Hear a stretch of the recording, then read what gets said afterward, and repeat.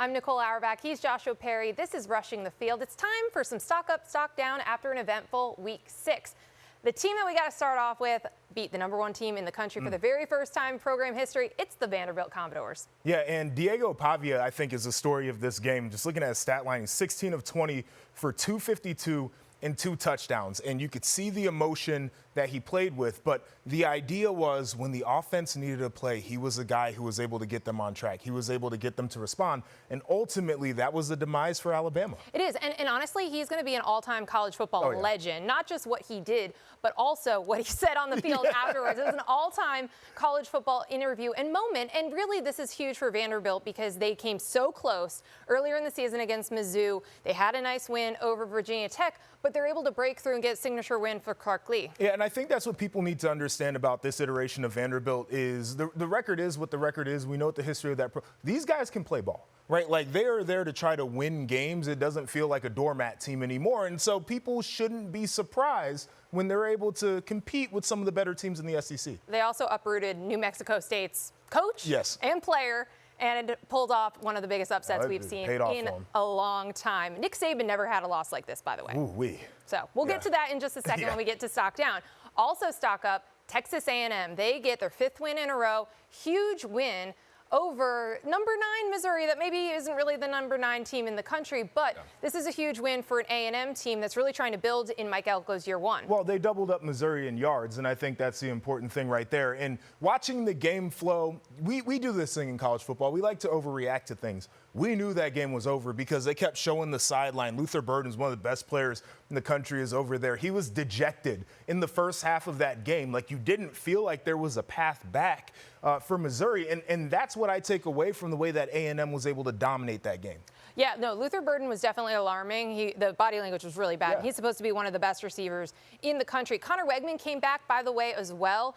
And not that he threw a touchdown pass, he didn't need to, but Mike Elko was really, defended him very strongly in the aftermath because people have been ripping him as a quarterback.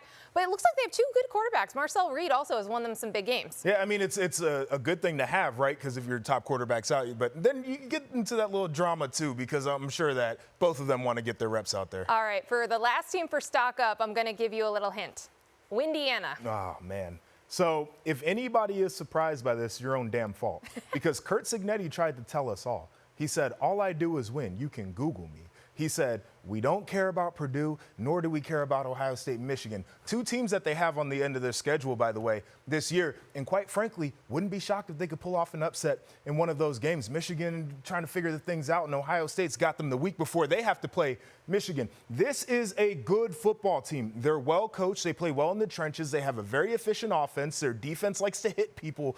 And here we are, bowl-eligible Indiana, 6 weeks in. Perfect. 6-0 for the first time since 1967. They've actually only done this twice ever in program history. Joshua seems a little worried about them with that game before the game at the end of the year. It feels like the definition of a trap. It does. It does.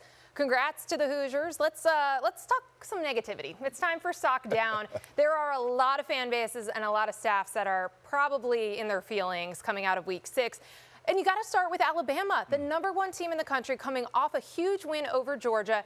And then they go and get upset by Vanderbilt. Again, Nick Saban didn't have a loss near this magnitude. No, I mean, this is crazy. You're talking about the #1 team. I mentioned the history of either program. Like, we know what these teams are. Vanderbilt went 12 of 18 on 3rd downs. That was the story of the game to me. They continued to move the chains when they needed to. This Alabama defense, we have talked about how talented they are, but they also have a lot of youth. And they could not stop a nosebleed. And so this is, again, what you get into. And now I think that they have the answers. They can try to adjust, but finding out the answers against a team like Vanderbilt is never a good thing. No, and you're right. It was a very porous defense, very alarming. Again, Diego Pavia is awesome, but it shouldn't have been that easy. And they couldn't get a stop at the end of the game to give themselves one more shot with the ball, and Vandy was able to kneel it out. I mean, that's not what you want when you're Alabama. And again, some soul searching for Kalen DeBoer in year 1 with the Crimson Tide. Also, some soul searching in Columbia, Missouri. Now, Mizzou was #9 in the country entering this game, but they'd had some shaky games. BC. They went overtime against Vanderbilt, and maybe we should have seen this coming, but this was a Mizzou team that really was not in this game at all. No, I mean, I think a lot of us did see it coming in some ways because of the performances that you mentioned there. I'm sure they're looking around and saying, man, Blake Baker, wish we had that guy back on our sidelines. Our defense could use a little bit of help right now.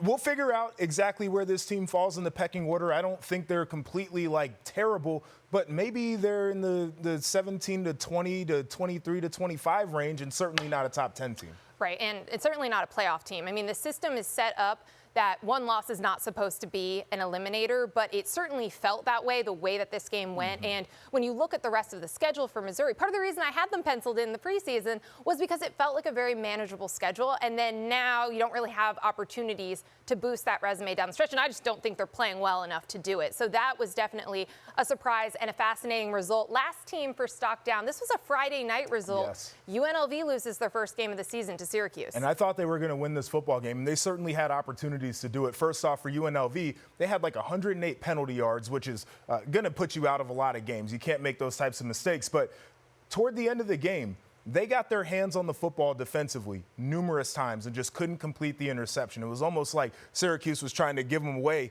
to end that football game. And part of it was their defense was super tired. They played over 90 reps. But if you're going to be that group of 5 team who's trying to, crash the party, those are the type of plays that you have to make. When you have a team on the ropes where you can get a good marquee win, you got to be able to come up with the turnovers. I'm glad you brought up the group of 5 race, because this is all for positioning for that. Now, you need to be a conference champion in the first place, right? So they're going to have to go through the Mountain West to even be in position for this. We were just talking about things on the resume that would help them beat out the American champion.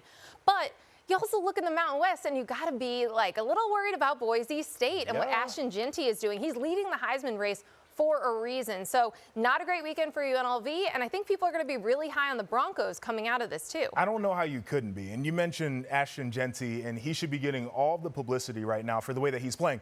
This is a Boise State team that had Oregon on the ropes. Yep. Oregon is a team that many people believe will be in the field of 12 by the end of the regular season. So that it just tells you how good they can be at their top end. Certainly people should have their eyes on them. Absolutely. I love that we were trying to be negative, but we ended on a positive note, because that's just the kind of people we are. Crazy weekend in college football. There will be more on Rushing the Field later this week.